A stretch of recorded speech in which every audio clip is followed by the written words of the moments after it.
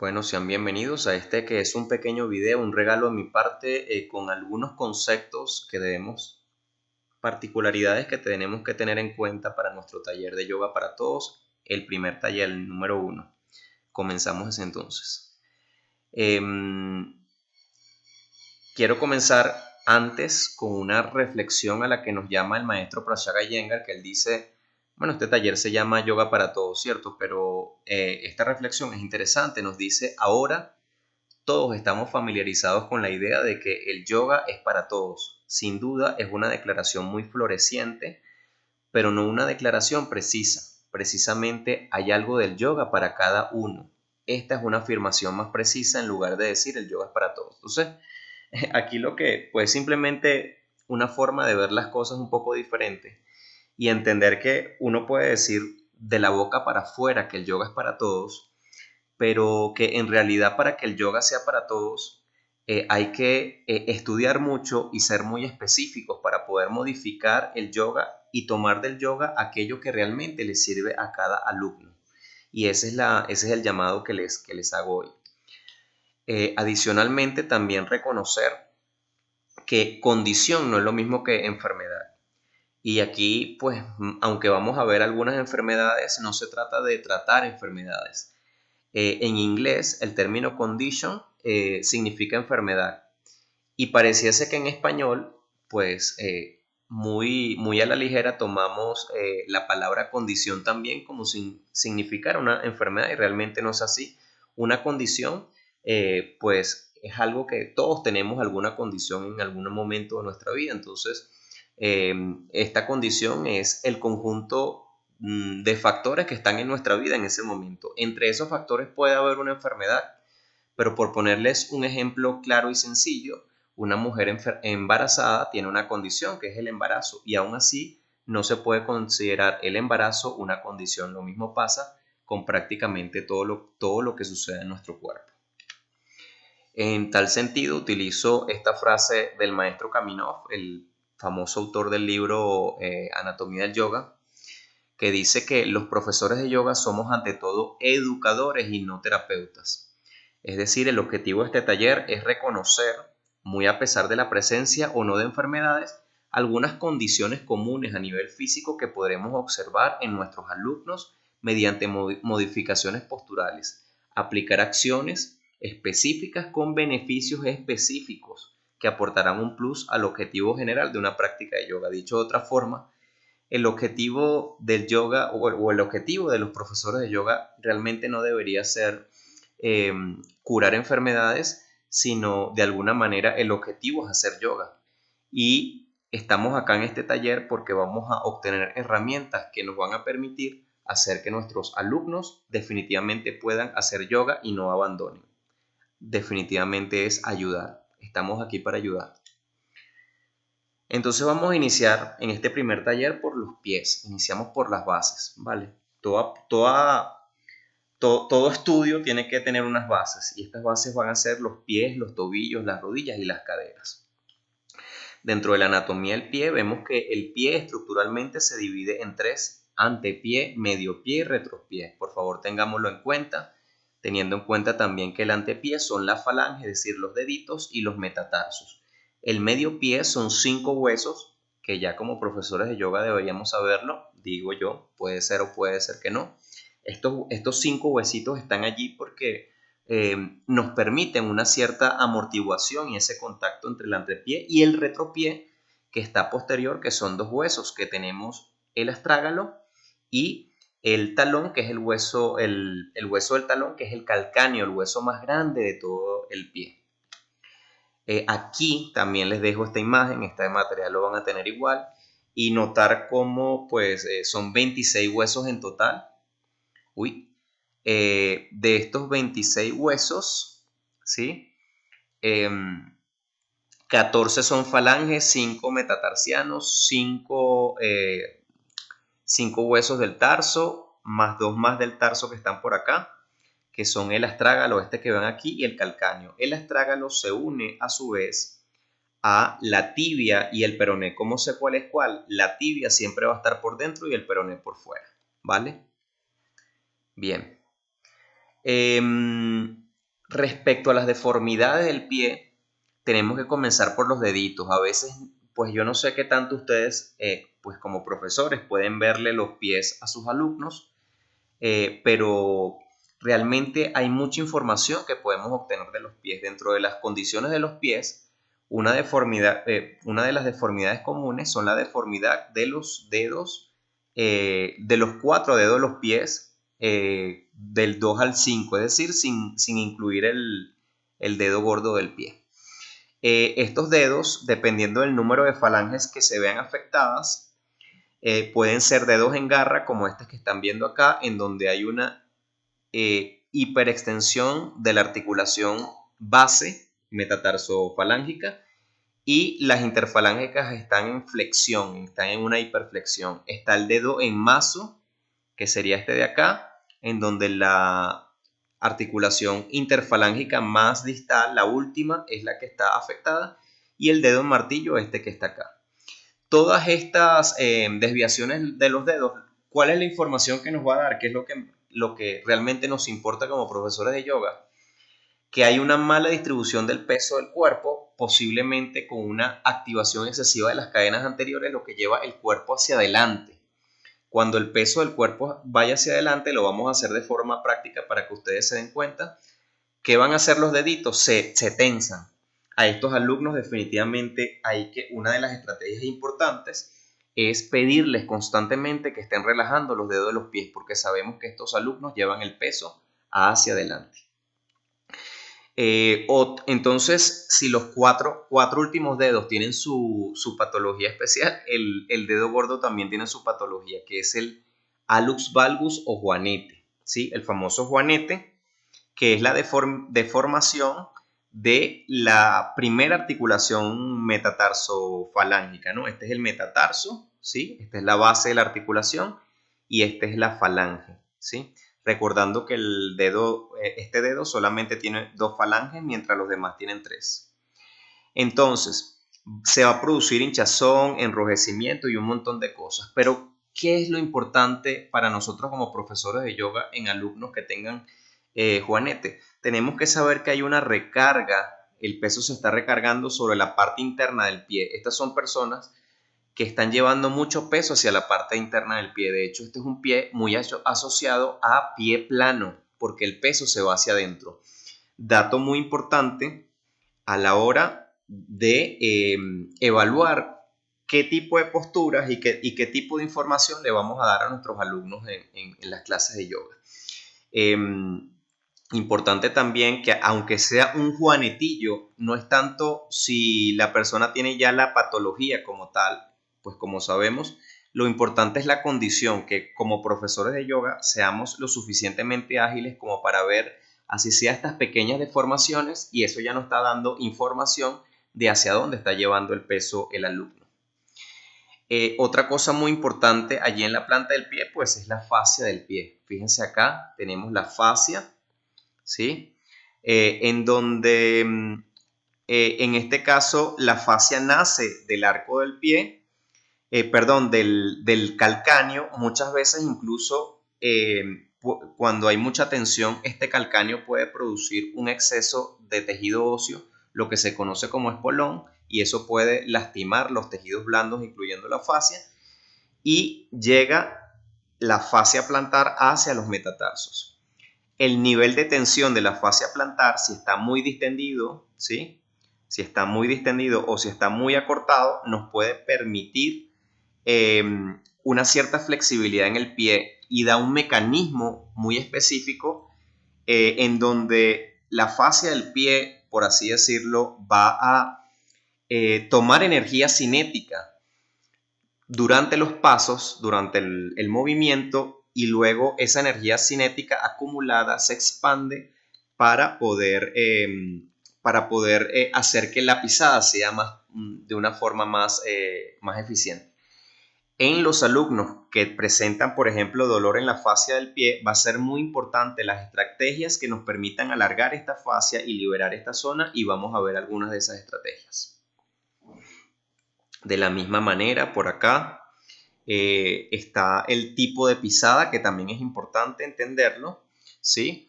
Entender el tipo de pisada de mi alumno me va a dar mucha información de qué poder hacer con el alumno a nivel de los pies, de las rodillas y de las caderas. Entonces tenemos esta que ven acá, es un pie neutro, una pisada neutra.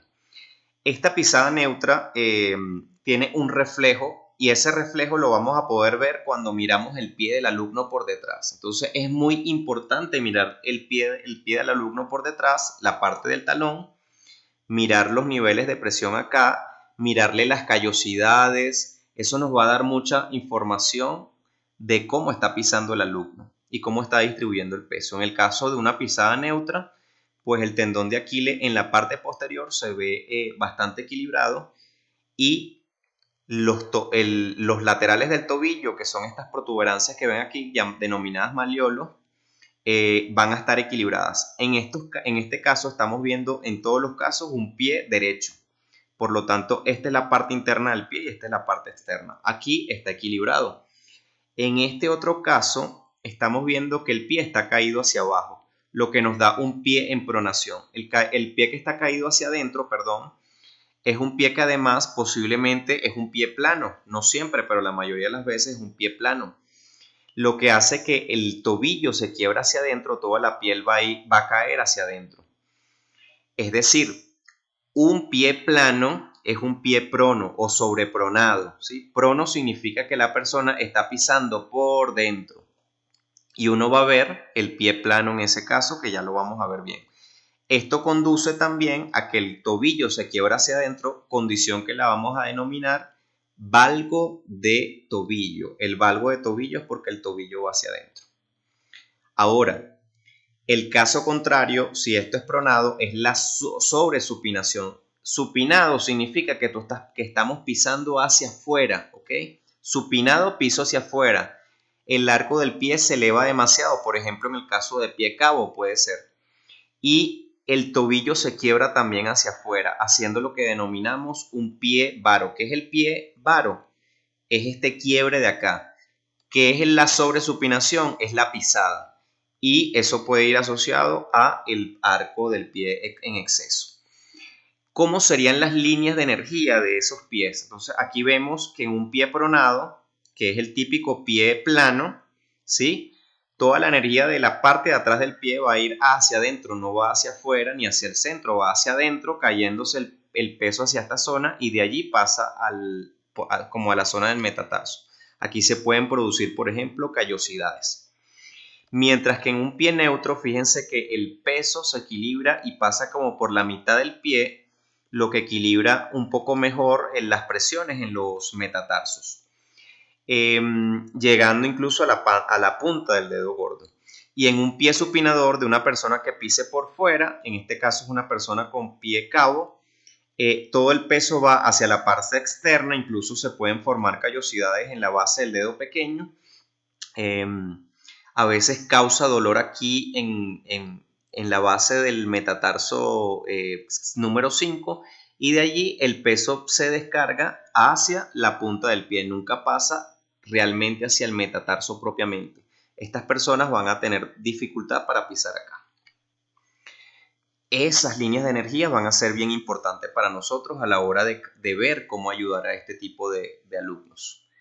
Es importante también recordarles que se dice sobrepronación y supinación porque el pie puede estar ligeramente pronado o supinado y eso se considera normal. De hecho, el pie humano casi siempre es, o el deber ser, es que sea un poco supinado. Eso me lleva a lo que es el trípode del pie o el carro del pie. Es que depende, porque el trípode del pie son estos tres puntos, es decir, base del metatarso menor, base del metatarso mayor o del dedo gordo y base del talón, centro del talón. Distribuir el peso en la práctica del yoga entre estos tres puntos va a ser vital. En estilos de yoga como el yoga Iyengar, que son más específicos, el punto de atrás del talón lo vamos a dividir en dos, lo que deja al pie como un carro con 4 ruedas y esas 4 ruedas deben tener el mismo nivel de presión entre ellas. Es importante esto para todas las posturas que sean de pie en la práctica de yoga. El pie cabo, por su parte, ¿sí? que ya lo vimos por allí, es un pie con mucha elevación del arco, del arco plantar. Eso lo vamos a poder ver viendo al alumno por dentro, viéndole el pie por dentro. Y recuérdense que eso va asociado a una pisada supina, ¿sí? Una pisada supina es que pisa por fuera, y al famoso varo de talón o varo de pie, que es que el pie se está saliendo hacia afuera o el tobillo se quiebra hacia afuera. En el pie plano es todo lo contrario, es una bóveda plantar aplastada. Nosotros vamos a ver cómo evaluar eso y cómo ver si el alumno tiene pie flexible o pie plano rígido. Y noten que la pisada es mucho más aplanada, lo que se llama pisada prona, y el pie tiene la tendencia a irse hacia adentro. Esta es la parte, este es un pie derecho, por lo tanto el pie se está yendo hacia adentro, ¿sí? Lo que se llama un valgo de talón. Valgo es cuando va hacia adentro y varo es cuando va hacia afuera. También les muestro acá los ligamentos del tobillo. Recordarles que es importante tener en cuenta para la clase que hay ligamentos internos y ligamentos externos, pero los ligamentos externos son los que casi siempre se dañan, por ejemplo, cuando hay esguinces, ¿ok? Entonces, importante eso. Lo más importante con el esguince, hay varios niveles de esguince, y recordar que cuando nos llega un alumno con esguince, pues imagínense, un alumno así no va a poder hacer yoga comenzando, no va a poder afincar, ya aquí hay cambio de coloración, hay edema, ese es un grado 3, pues por sentido común sabemos que esta persona no debería hacer yoga en un tiempo. Un grado 2 quizá no esté tan grave, pero sí va a haber inflamación y va a haber dolor a la pisada. Entonces mucho ojo con esos alumnos grado 2 que están allí en el borderline, no se sabe qué tan grave puede ser. La recomendación siempre es el descanso y que vaya al médico si el dolor no mejora, que no se automedique, es muy importante eso.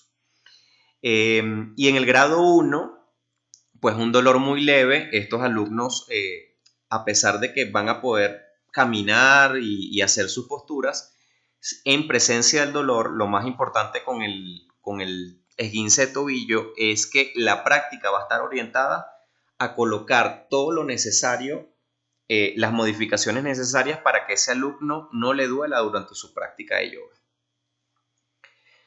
En el caso de la rodilla, vemos una rodilla acá. Los tres huesos que conforman la rodilla son el fémur, la tibia y la rótula, ¿sí? La rótula, que es este hueso libre que está en la parte de adelante. Es una articulación sumamente compleja, entonces imagínense todas las cosas que tiene, ¿no? Entonces aquí vemos, por ejemplo, en la parte interna tenemos los ligamentos, los famosos ligamentos cruzados, ¿sí? Los ligamentos internos. Tenemos también ligamentos a los lados, por dentro el ligamento colateral interno y por fuera el ligamento colateral externo. ¿Cómo sabemos que estos son los ligamentos internos? Pues por fácil, este es el lado de la rótula y este es el lado del peroné, que es el lado de afuera. Además tenemos los famosos meniscos, medios de armonización, un menisco interno y un menisco externo. Y aquí están viendo, que aquí no lo ven porque no está la rótula, están viendo el ligamento rotuliano que a veces se inflama y puede crear dolor anterior. Los patrones angulares de la rodilla, eso va a ser vital para nosotros, pan nuestro de cada día, como dicen por allí. Vamos a obtener muchos alumnos con desviaciones de rodilla, las desviaciones hacia adentro, las desviaciones hacia afuera. Las desviaciones hacia adentro son denominadas rodillas en X, las desviaciones hacia afuera son denominadas rodillas en O o rodillas de vaquero, ¿ok? ¿Cuál es el problema con estos patrones? Pues el problema es que hay una mala distribución del peso y hay un desequilibrio muscular. Nosotros vamos a ver cómo ayudar a estos alumnos, por ejemplo, en un alumno con las rodillas hacia adentro, relajando la musculatura aductora, la musculatura interna, y fortaleciendo la musculatura externa, mientras que en estos casos hay que de alguna manera fortalecer los músculos internos y relajar la musculatura externa para que este desequilibrio pueda evitarse. Básicamente eso lo vamos a ver también en la clase.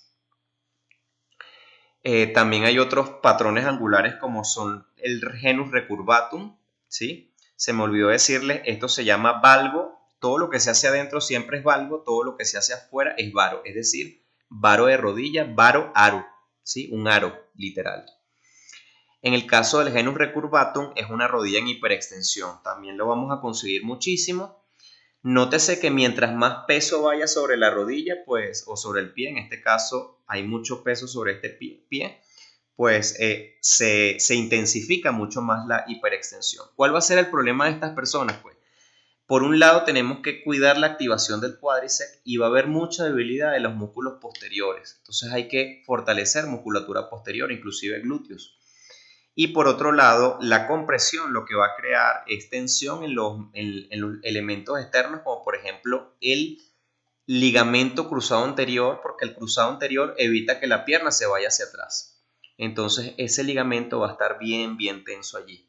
Es importante reconocer qué podemos hacer para ayudar a estas personas que quizá requieran un poco más de activación de la musculatura de la rodilla. También tenemos pues unas ciertas guías que nos pueden ayudar a ver cómo están los pies, cómo son, qué dolores puede haber. Por ejemplo, esta imagen está muy buena y en general está es muy específica, que nos indica, por ejemplo, que un dolor en la parte anterior de la rodilla puede ser, por ejemplo, una condromalacia, ¿sí? O un problema en el tendón de Aquiles, del tendón rotuliano. Un dolor abajo normalmente son enfermedades que tienen que ver con el crecimiento óseo, o sea, más en niños, y el tendón rotuliano también. Dolores externos, pero que se sientan externos, son dolores ligamentosos generalmente, colateral interno y externo, y si es un poquito más arriba, muchas veces la banda iliotibial. Por acá también hay un punto interno en donde se forma una tendinitis que se llama tendinitis de la pata de ganso. No se ve allí, pero se puede observar. Es también parte de eso. Cuando los dolores se sienten muy internos, ya podríamos hablar incluso de dolor de meniscos y hay que tener ahí ciertas consideraciones. La condromalacia o síndrome femoropatelar, bueno, no es el único síndrome femoropatelar, tiene que ver con roces que ocurren entre la patela o rótula y el fémur, ¿no? Entonces, en este caso, miren cómo hay una inflamación de esa rótula por dentro, con desalineación e incluso ya degeneración del cartílago. Cuando hay esa degeneración, el síntoma principal de esto, chicos, cuando les venga algún alumno con condromalacia, es que no va a poder flexionar bien. No quizás flexiones como las del guerrero o este tipo de flexiones, sino flexiones que sean muy profundas como un virasana. Hay que entonces tener ciertos cuidados con estos alumnos, que también lo veremos. Lesiones de meniscos. Lo principal que hay que tener en cuenta con los meniscos es que ellos se lesionan por mecanismos rotacionales. Cuando debemos cuidar no rotar excesivamente los huesos de la pierna, porque eso magulla y desgasta los meniscos. Los meniscos son tejidos que cuestan luego para poder recuperarse. Ellos no tienen mucha vascularización, especialmente en las partes internas, y eso va a ser complejo. Casi siempre el menisco interno está mucho más limitado y tiende a lesionarse más que el menisco externo. Esta imagen que la tomo de renglón es un ejemplo claro.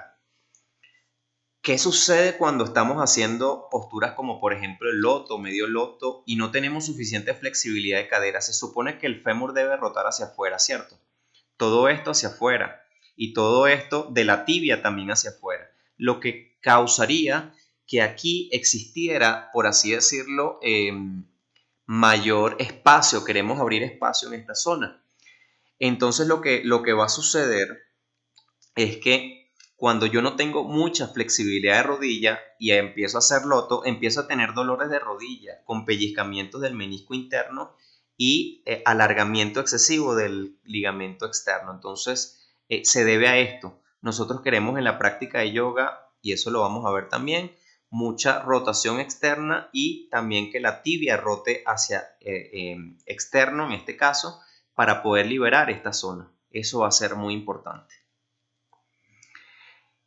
Ya finalizando con la articulación de la cadera, bueno, es una articulación bastante estable, pues las superficies son bastante congruentes entre la cabeza del fémur y el acetábulo de la pelvis. Básicamente es una articulación en pelota y guante de béisbol, entonces encaja bastante bien. La articulación se llama coxofemoral y es una de las más móviles del cuerpo. A pesar de todo, pues tiene sus problemillas, entre ellos, por ejemplo, le afecta mucho la osteoporosis, ¿sí? Esa disminución de la densidad ósea. Aquí vemos un hueso sano y miren cómo está este hueso lleno de más aire, ¿cierto? Como con más espacio entre él. Lo que hace que el hueso se vuelva frágil y la persona tiende a tener más riesgo a sufrir fracturas. Les recuerdo que les pueden tener personas con osteoporosis o con osteopenia. Osteopenia es un nivel menor a la osteoporosis de desgaste o de disminución de densidad.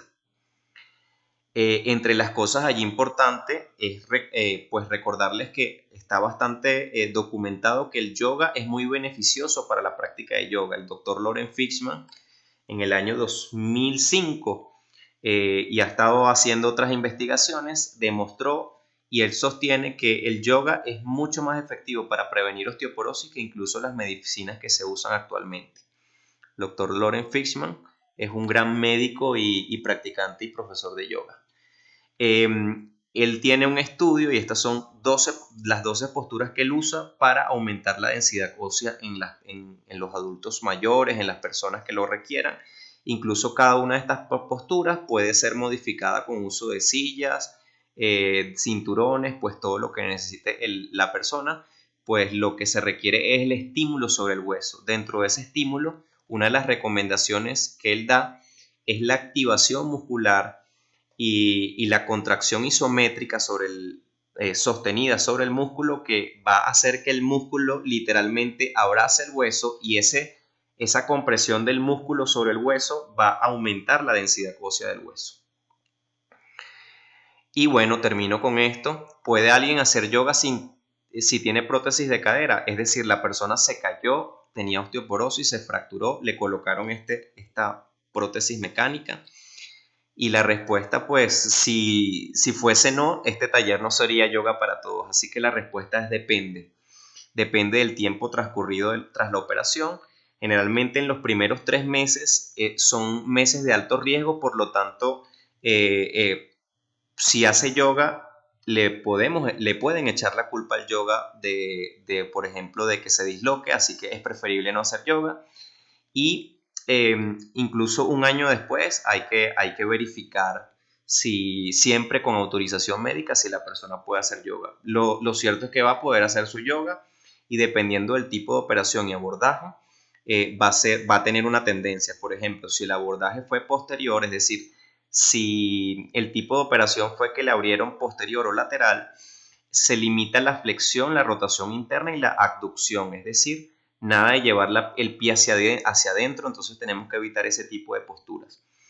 En cambio, si el abordaje fue anterior, se limita todo lo contrario, la extensión, la abducción, nada de rotación externa, nada de apertura de cadera en estos pacientes o en estos alumnos. Y bueno, eso ha sido todo, pues espero que estos conceptos los dejen un poco más claros, puedan estudiarlos y así pues todo fluya en la clase. Bendiciones, namaste.